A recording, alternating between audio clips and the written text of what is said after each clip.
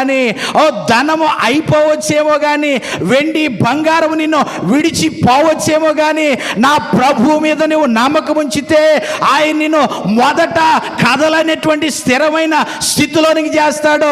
రెండోది, నిత్యము నిలిచేటువంటి వ్యక్తిగా మారుస్తాడు నిన్ను. గట్టిగా చెప్పలు కొట్టండి దేవునికి హల్లెలూయా.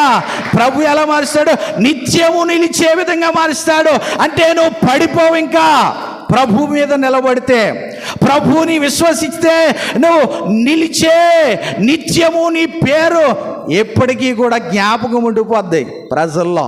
అలాంటి స్థితిలోనికి దేవుడు నడిపిస్తాడు. నిత్యము నిలిచేటువంటి స్థాయిని ప్రభు ఇస్తాడు. అదే అంటున్నాడు, ఓ కదలక నిత్యము నిలుచు సియోను కొండవలే ఉందరు.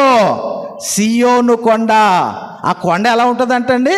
కదిలిపోదు. కొండ ఎక్కడైనా కదులుతా చెప్పండి? భూలోక సంబంధమైన కొండ ఒకవేళ